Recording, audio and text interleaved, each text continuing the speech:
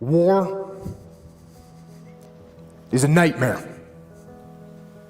War is awful. It is indifferent and devastating and evil. War is hell. But war is also an incredible teacher, a brutal teacher. And it teaches you lessons that you will not forget. In war, you are forced to see humanity at its absolute worst. And you are also blessed to see humanity in its most glorious moments. War teaches you about sorrow and loss and pain. And it teaches you about the preciousness and the fragility of human life. And in that fragility, war teaches you about death.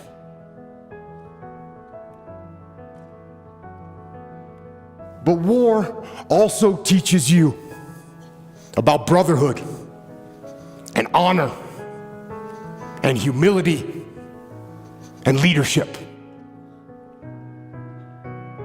And unfortunately, war teaches you the most when things go wrong. And for me, one of the most impactful lessons that I learned from war was in the spring of 2006 in the city of Ramadi, Iraq, which at the time was the epicenter of the insurgency, where brutal and determined terrorists ruled the streets with torture and rape and murder. And it was in one neighborhood of that city, during an operation that I was in charge of, when all hell broke loose. We had multiple units out on the battlefield fighting the enemy. We had friendly Iraqi soldiers, we had U.S. Army soldiers and U.S. Marines, along with small elements of my SEAL team. And then the fog of war rolled in,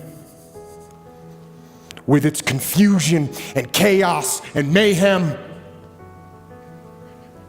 and with its gunfire and enemy attacks and screaming men and blood and death. And in that fog of war,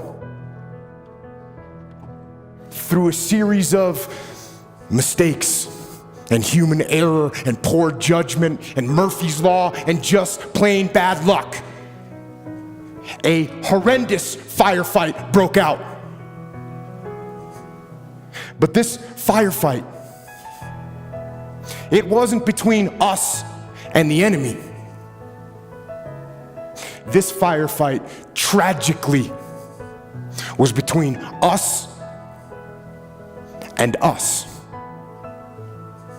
Friendly forces against friendly forces, fratricide, the mortal sin of combat, and the most horrific part of war.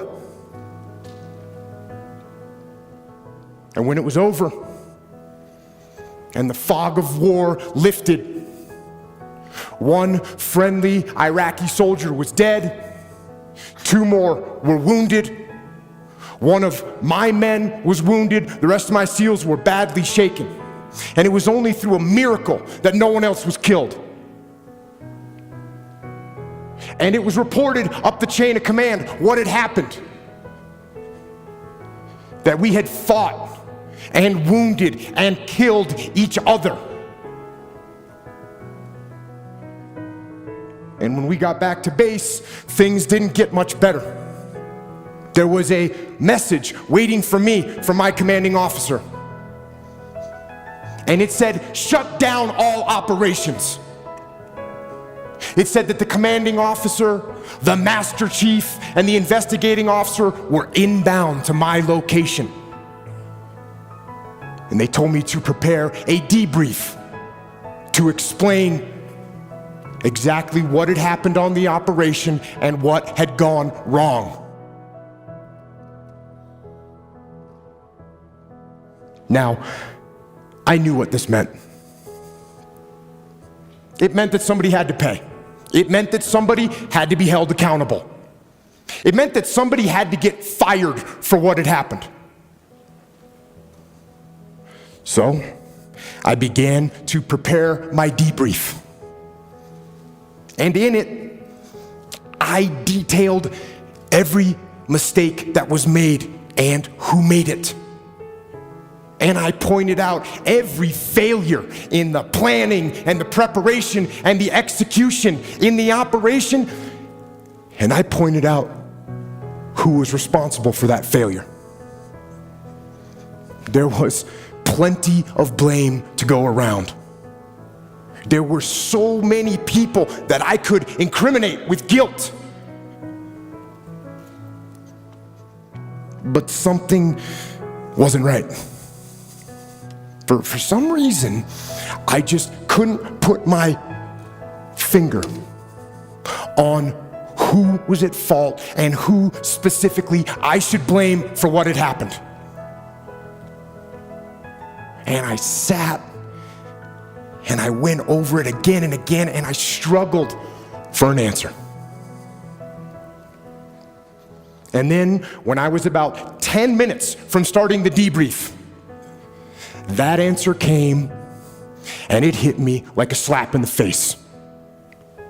And I realized that there was only one person to blame for the confusion, only one person to blame for the wounded men, and only one person to blame for the dead Iraqi soldier. And I knew exactly who that person was. And with that knowledge, I walked into the debriefing room with my commanding officer, and the master chief and the investigating officer were sitting there waiting for me, along with the rest of my men, including my SEAL that had been wounded, who was sitting in the back of the room with his head and his face all bandaged up.